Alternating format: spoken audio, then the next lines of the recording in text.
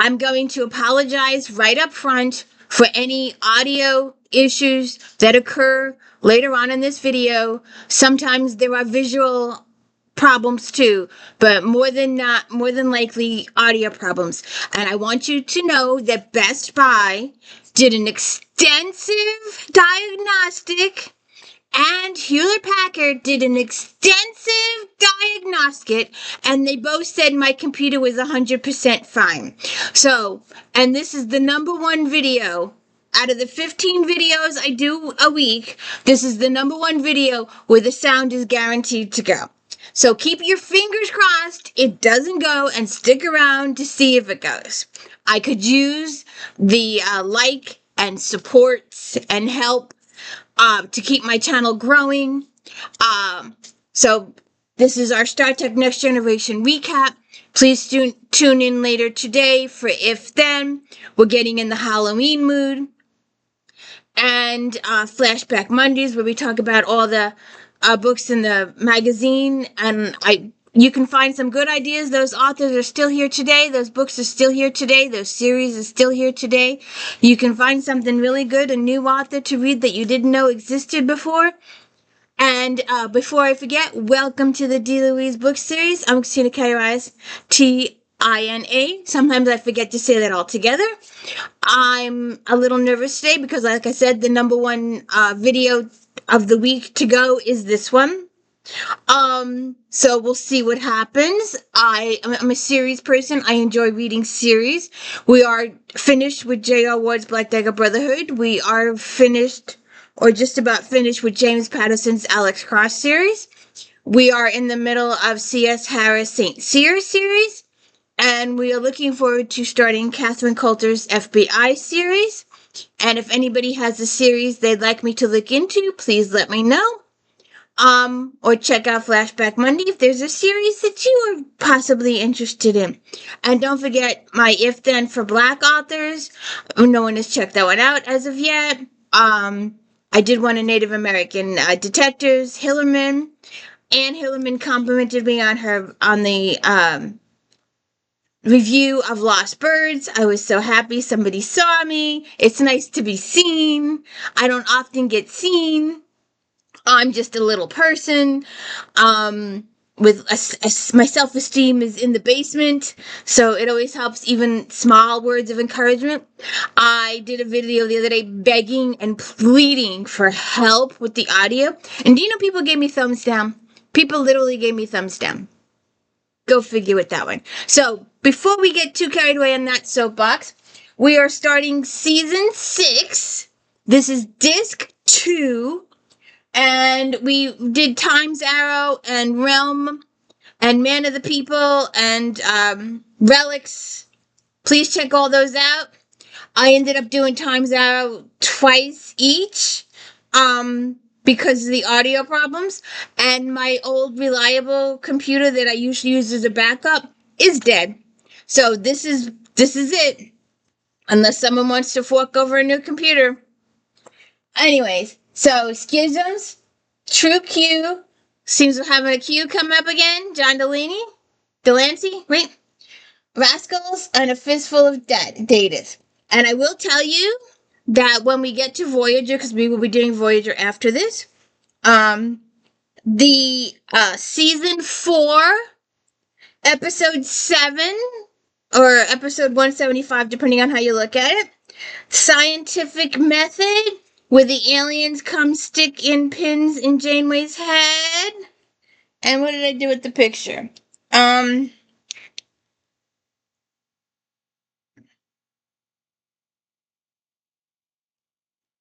you go. I don't know how well you can see that, but this is the exact episode. So, I just thought I'd show that. So, let's get started with Schisms today. And let's see how many times they screw up. Let's see how many times this video audio goes. And I won't know it till I play it back. That's the problem. I don't know it. I don't know how to fix it. Like I said, Best Buy and Hewlett Packard say there's nothing wrong with this computer. Yeah, right. So keep your fingers crossed that the audio sticks all the way through. I will. Sending out like this. Please, please, please let my audio stay. Please let my audio stay for all videos. So we start out with Captain's overview. A voiceover. The Enterprise has entered the Armagosa Diasporosa, an unusually dense globular cluster. We are faced with the daunting task of charting this vast region. And it seems Riker is having trouble sleeping. Let's see if I can do this. Shoot.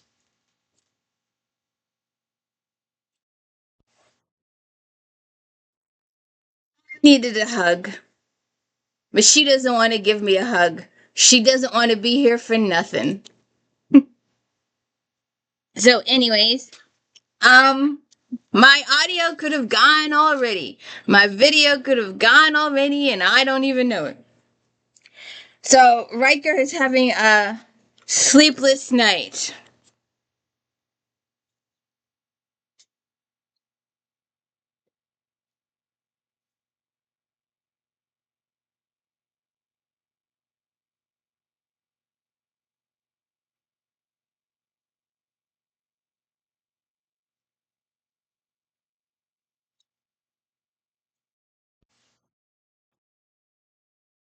She came back.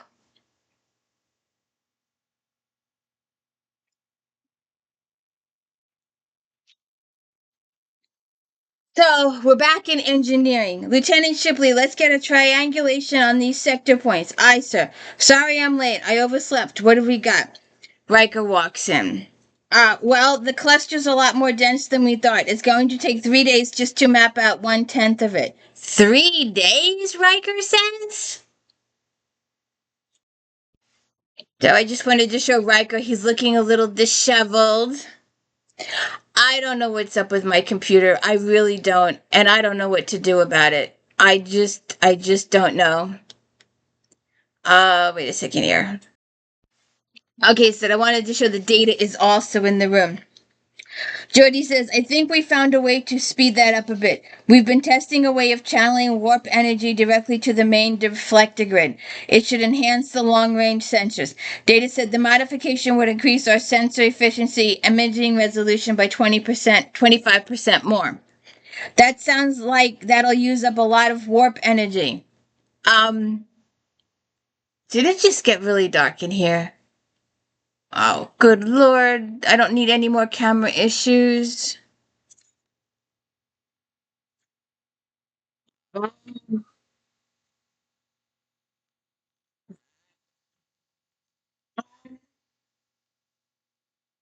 We'd like it through the EPS mains on deck 4 near cargo bay 4. Okay, let's give it a try. Data, let's get those field taps online. Commander, I'd like to remind you about my poetry reading this afternoon. I wouldn't miss it for the world, Riker says. LaForge says, I can't wait to see what he's come up with. So, we're in the poetry reading for Data, and Riker's a mess. Data says, then we sat on the sand for some time and observed how the oceans that cover the world were perturbed by the tides from the orbiting moon overhead, how relaxing the sound of the waves is, you said. I began to expound upon tidal effects when you asked me to stop, looking somewhat perplexed, so I did not explain why the sunset turns red. Ah, good, you go for it, Data. Data goes on, and Riker's complaining about the fact that he can't keep his eyes open. And Data continues with his poem of Ode to Spot. You can catch up on that yourself. Riker falls asleep. Deanna wakes him up. And Data continues on with his poem. So then Riker goes to see Dr. Crusher. I have no problem getting to sleep. Then I think I'm sleeping all night. When I wake up, I feel exhausted. How long has this been going on? Riker says 2-3 days. Do you have to hold that? And she puts the thing, and for some reason he jumps back at that. Um, well, other than some muscle tension in your neck, I don't see anything physically wrong with you. Have you been having bad dreams? Not that I can remember. This could be the result of lack of REM sleep. What do you recommend?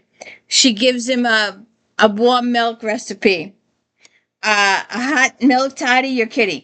The heat activates amino acids in the lactose, making it a natural laxative. Besides, this is a recipe from Captain's Aunt Adele. It's delicious. Well, at this point, I'll try anything. Question says, and listen, if it still bothers you tomorrow, come and see me and I'll run further tests. So then we're in engineering. Everything's in place. Warp grid couplers, subspace field taps. All right, let's do this. Lieutenant Shipley, initiate warp power transfer. Aye, sir. Verifying sensor calibration. EPS mains holding stable. Sensor array online. Jordy says, let's work. Data says, Jordy, active scanner output increased by 26%. Inform astrophysics that the new LaForge sensor array is online and awaiting major scientific discoveries. Shipley says, yes, sir.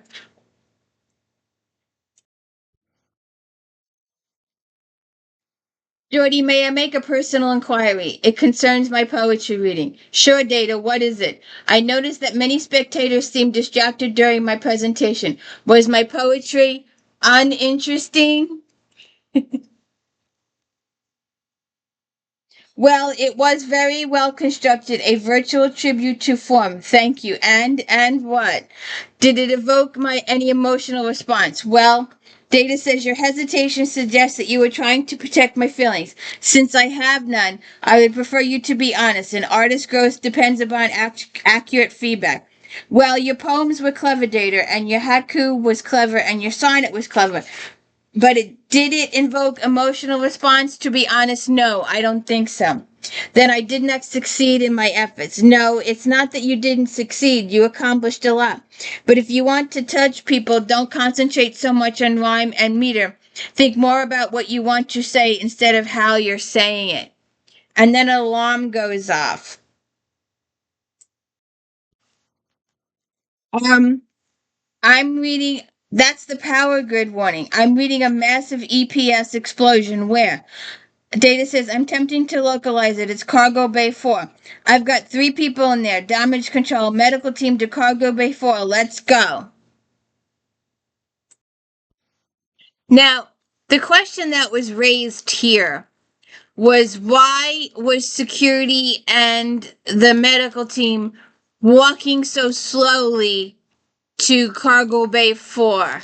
Why weren't they hurrying if there was an emergency in Cargo Bay 4? It was just brought up to me, and no one's running. They're all outside the cargo bay door, and they don't think there's anything wrong, but they're going to go in cautiously.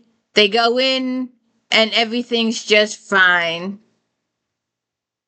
I like how they all just stand there and look. Um, the field imbalance has subsided. There may still be a residual discharge. Stand clear. They go in. There's no evidence of an EPS explosion. Sensors seem to think there was. I think my modification to the sensor array may have caused a pattern recognition failure. Just a sensor glitch? That's my guess. Let's perform a level 3 diagnostic, Riker says. They're all just standing there going, yeah, what? Everything's fine. Nothing happened in here. So Riker and Geordi walk back to his quarters, and Riker asks Geordi to wake him up in the morning because he's having trouble getting up, and Geordi says he'll do that. So Riker takes the prescribed warm milk drink that Dr. Crusher prescribed. So Geordi goes to wake up Riker.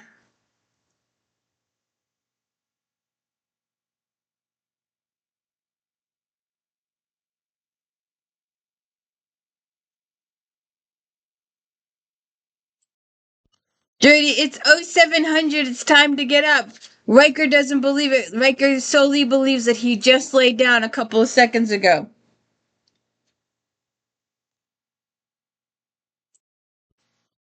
So I don't know why they threw this in. This is one of those extra little scenes. I have no idea why they threw this in. Um, and Worf comes in for a haircut. Like, I don't know what's up with this, but um, Worf comes in for a haircut. Trim you. I would like my hair trimmed. A trim, of course. Not like the last time. Oh no, just a little off the top. I took way too much off last time. I was just telling my colleague, Mr. Sethi, how thick and luxuriant Klingon hair is. It's a pleasure to cut. Sometimes I get carried away. All those away missions, the wind in the hair, dry, the elements really are harsh on the hair. I'd like to suggest you start using a conditioning agent. Worf sees the scissors and grabs Mott's arm. I promise, just a little off the top. All right, I missed it. I tried to show it twice. I give up.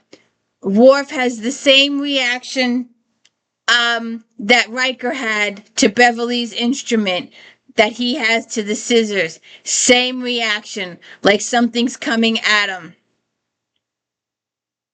At him, excuse me.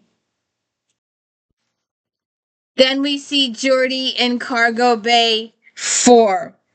Just before the grid alarm sounded, we were running warp power through this junction. Somehow it must have tripped the internal scanners. Riker says, and it showed up as an EPS explosion? Yes, but the question is why? I've made modifications to the sensors before, but nothing like this has ever happened.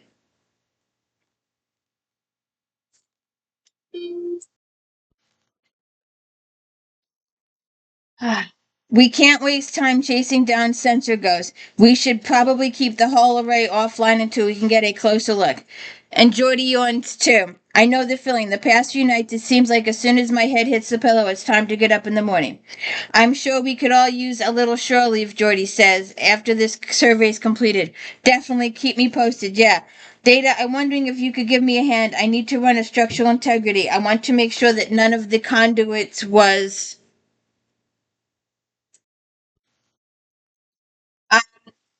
and he sways a little bit. This is the second time today that my visor's cut out like that. Are you all right, Geordi? Data says. I don't know. I've just had a weird feeling. Maybe I should go to sickbay. I'll run the integrity scan. Thanks, Data. And he goes to sickbay. So then we're in sickbay. This is curious. There's a slight bacterial infection around your neural inputs. It's probably interrupting the data stream. An infection from what? It doesn't match any bacterial strains on record. I'm going to have to sterilize the area, but I need to run a resonance tissue scan to search for any signs of additional infection. And she has him sit down and they do a further exam. Okay, so then we're back in Cargo Bay. How's the scan going, Data? I've just started the scan. Did you not go to sick bay? Data, I've been gone for an hour and a half. That is not impossible. My internal chronometer indicates you've been gone for exactly 1 minute 15 seconds. I'm telling you, Data, I've been gone for over an hour. Computer, what is the time, please? The computer is 14 to 27 hours. You are correct. 92 minutes, 17 seconds have passed since you left the room. What have you been doing all this time? I have no memory of events during the period. When are we finished here? I will perform a self-diagnostic. You know, first we picked up a false EPS explosion. Then my visor cut out twice. Now you lose an hour. All in the cargo bay. LaForge Engineering, I want a diagnostic team to cargo bay 4 immediately. I want to know how data can be affected by loss. I know the humans, but how can data be affected by all of this? I just thought I'd ask that question. Um, all right, let's just stop it there. So we're back on the bridge. Ensign Rager, cartography needs a better position to study cluster FGC13. Bring us about heading 123 Mark 4. Aye, sir. Helm won't lock to those coordinates, sir. First time navigating through a global cluster, Ensign, you've got to compensate for gravimetric interference before. Riker sits at the helm and stares at the edge of the console. Is there something wrong? I don't know. Put us back on our original heading, Ensign. Then we're back in engineering. Don't tell me this can't be right. Data, come here and take a look at this, would you? I think we have another sensor glitch.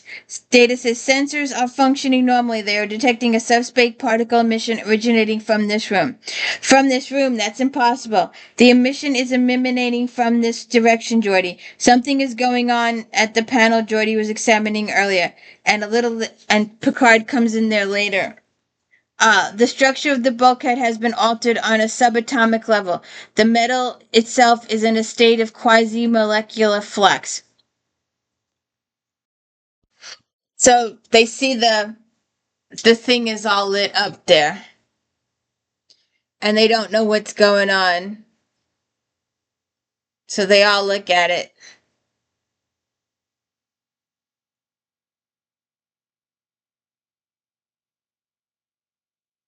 So then Picard comes in. The structure of the bulkhead has been altered on a subatomic level. The metal itself is in a state of quasi-molecular flux. What's causing it, Picard says. This is where it gets a little wild, Captain. Behind the panel is a junction that we're using to transfer warp power to the sensor array. We're reading a subspace particle stream emanating from that junction. It appears to be composed of spatially inverted tetron particles. We believe they are emanating from a territory subspace manifold. But I thought that tetrons were unstable in normal space. We don't understand it either, sir. Something from the deep in subspace wouldn't be able to exist in our universe, but there it is. Does it pose a danger to the ship? Not unless it spreads. If it does, we can beam the bulkhead into space and erect a force field in its place. We'll keep that option ready. In the meantime, proceed with the analysis. And he leaves. And then we go to 10 forward. Lord, I hope my audio is still here. When I sat down at the console, it triggered a response like I'd been trapped. I had to get out of there. Was it something about the console itself? No, I felt like I was disconnected, like it was something I had dreamed. You're the third person today who's come to me with something like this. An emotional response provoked by an object. Did any of them know why they'd respond? No, they couldn't explain it any more than you could. You know, at this point, I'm not willing to say it's a coincidence. Maybe we should all get together. Talking about it would help you understand your response. I'm going to find out if anyone else on the ship had these kind of experiences. Okay, this is hard to do without a group shot. Maybe it'll come up. So Troy has some people gathered in the observation lounge. Will, you told me you had an unusual experience when you sat down at a console. And he says it was vague, like you recall a dream. I remember the sensation of being trapped, something about a smooth surface. Worf says, I had similar response to a pair of scissors. Have you dreamt about scissors lately? Troy says, I may have, but I do not have a distinct memory of it. Geordi says, when my visor cut into the cargo bay, I had a weird feeling too. It was like a smooth surface. It was smooth cold. And then there's another lady in the room too. It was elevated, a platform. Are we talking about alien invasion? Has everybody been abducted? Are we all getting abducted by aliens and getting examined by aliens? And I don't know what it is with this computer today. The lighting keeps going. I hope the audio isn't going too. I'm going to sit here and cry when I watch this back. So they all talk about their experiences. And then I'll go over to the holodeck. So they go into the holodeck.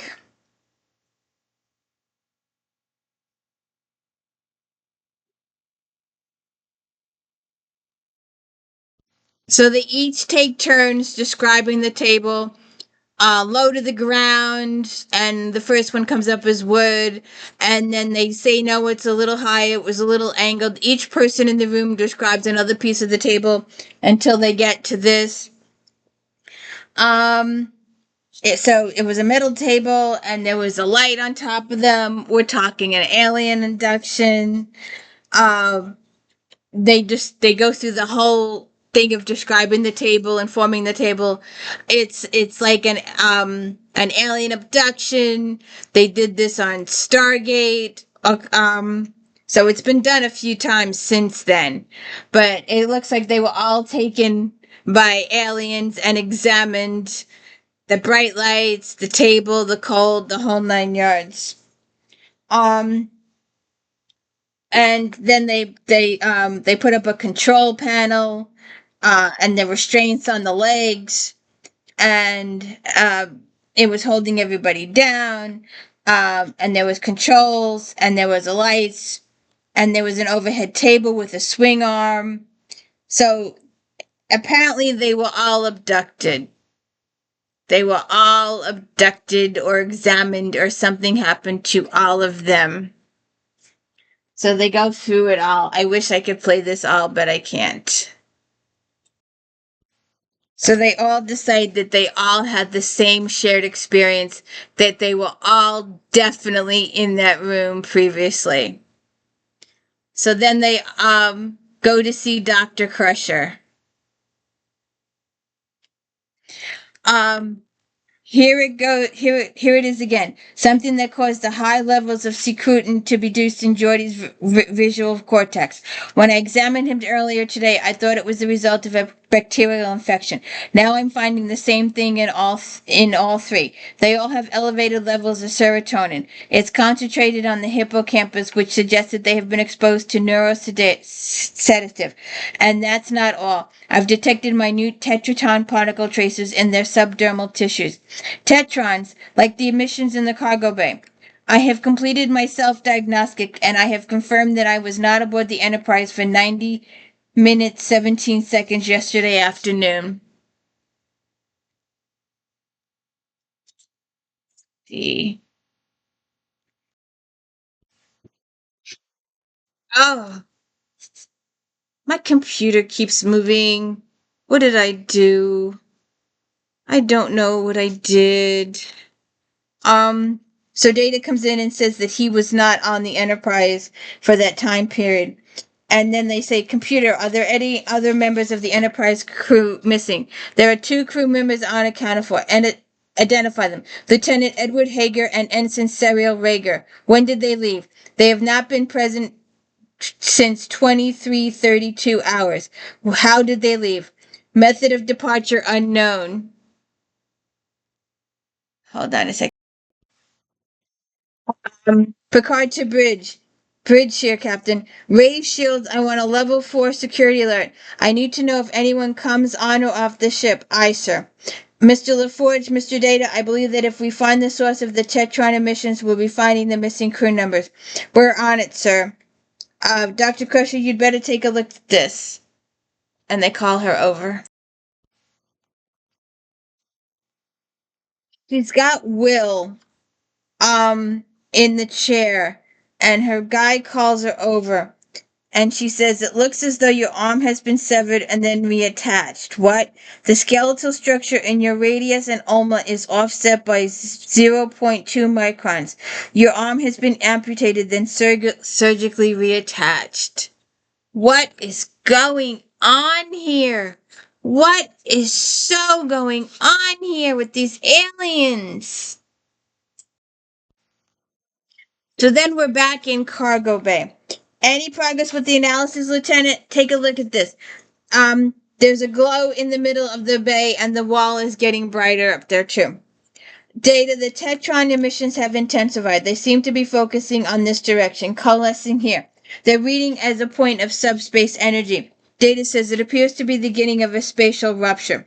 Geordi says the Tetron emissions are modulating in a way that looks like somebody's controlling the energy.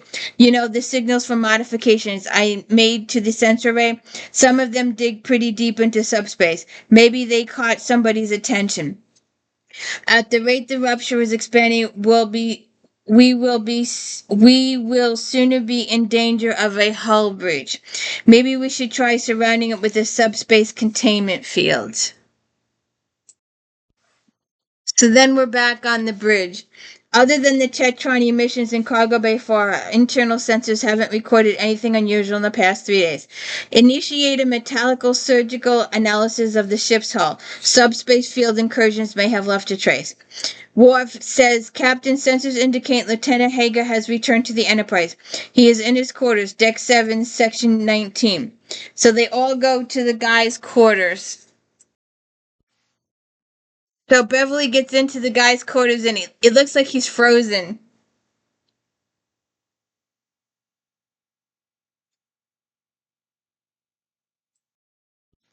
So Beverly calls for help.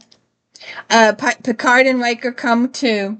His blood is turning into a liquid polymer. And then we go to engineering. I do not know what's going on here. Having computer issues. I'm having hopefully audio issues is okay. We'll see what happens. We've set up a containment field in Cargo Bay 4, but the rupture just keeps expanding. I'd say we've got another 5 or 6 hours before it breaches the hull. Can we still stream the affected sections out into space? No, sir. The spatial rupture is creating severe nucleonic interference. It's impossible to obtain a positive lock on the bulkheads. Has your analysis suggested any way in which we might seal this rupture? Jody says, we think we can close the rupture by neutralizing the tetron emissions with a coherent graviton pulse, but we'd have to do it at the source. How do we find the source? Good question, Jordy says. The emissions are coming from a tertiary subspace domain, but a subspace has an infinite number of domains. It's like a huge honeycomb with an endless number of cells. We need to isolate the exact cells these emissions are coming from. If someone homed onto the subspace signals created by our modified signal array, could we do the same to them? Track the tetron emissions to their universe. Data says tetron particles have a random momentum. Our sensors cannot track them, sir. Worf says perhaps we could construct a homing device, something that our sensors could track. Geordi says that's a good idea, but there's no way to get that device to the source. Yes, there is. Give it to me. They've taken me for the last few nights. If I'm right, the same thing will happen tonight. If you had a homing device that could track it to your location in subspace, as soon as they send you back to the ship, we could transmit the gravitation pulse and neutralize the tetron emissions. If they send him back, Troy says. Ensign Rager still hasn't been returned. If they're going to take me, whether I want to go or not. We could wait as long as possible for you to be returned, number one. But when the spatial ruptures begin to threaten the ship, we would have to transmit that graviton pulse. Understood, Riker says. Perhaps there's a way that we could give you an advantage, a way of keeping you conscious after they take you. Doctor, you've developed some counteragent to the neurosedative they've been giving the crew. I could give you a neurostimulant, but the dosage would have to be rather high to counteract the effects. It could be risky. I'm willing to take that risk, Riker says. Make it so, Mr. LaForge. Begin work on that homing device. So Beverly gives him the sedative. This should be enough to ward off the neurosedative for 12 hours. I hope that's enough, Riker says. It's going to have to be. I can't risk giving you a higher dosage. I've locked this tricorder into a continuous cycle. That way it'll keep recording whether you open it or not. Hopefully you can bring back some information about their domain. We've modified a sensor array relay emitter to transmit a subspace beacon. When this indicator lights up, it means we've locked onto your location. And Geordi fastens the device to Riker's arm. And then Riker goes to his bed.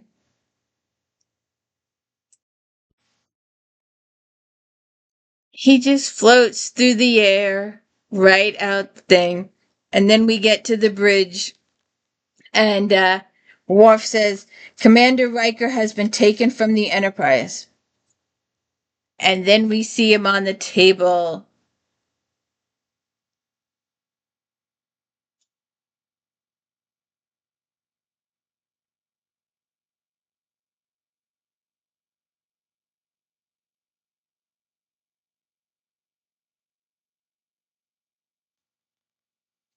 So he's on the table and they're working on him.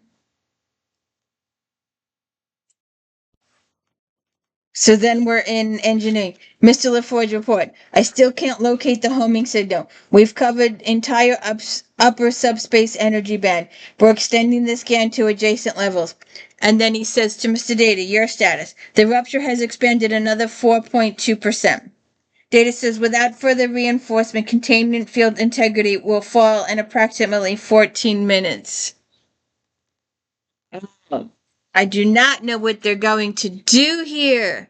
I do not know what they are going to do. Then Jordy says, he says, can you divert more power to the containment field? I can try with the field auxiliary power, but it won't be much. Make it so. Aye, sir. Then we go back to Riker in the thing again. And then Jordy says, Captain, I've located the homing signal.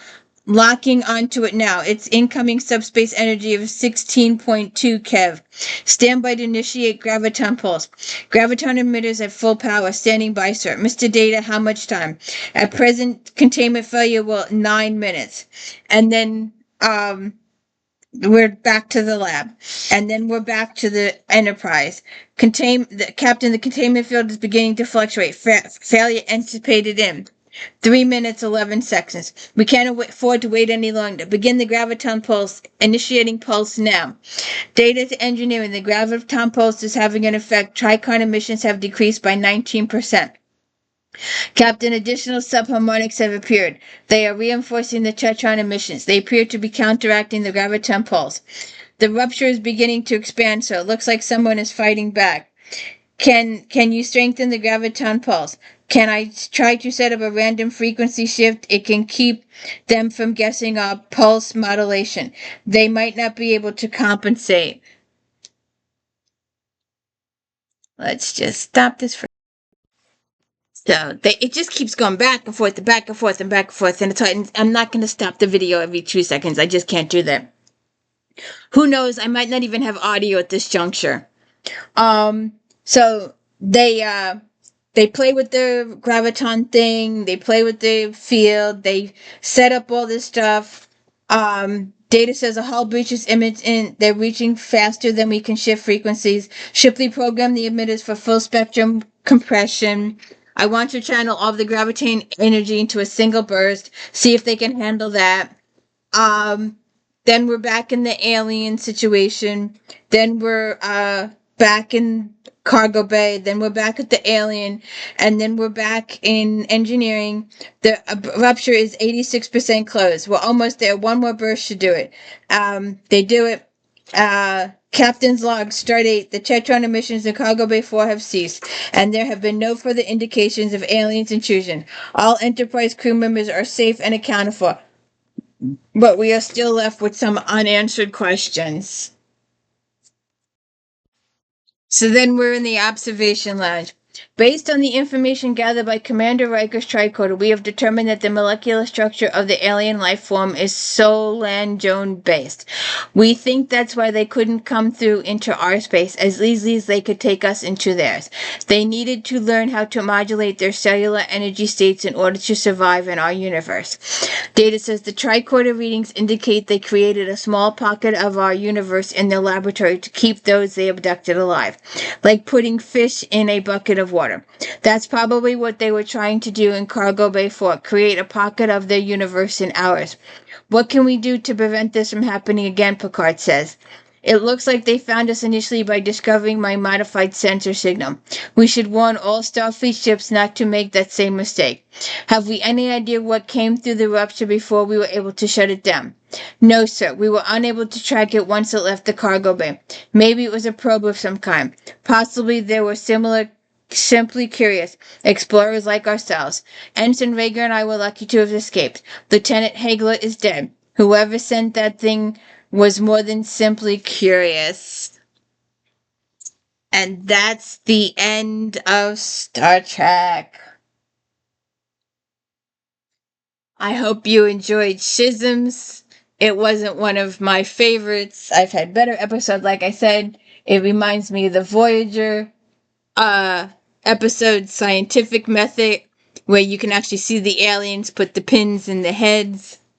Looks like next week we're gonna have fun with Q and some offspring. I think he also had offspring in Voyager 2. And then we have Rascals and A Fistful of Datas. And if you haven't watched Time's Arrow, please go back and watch those.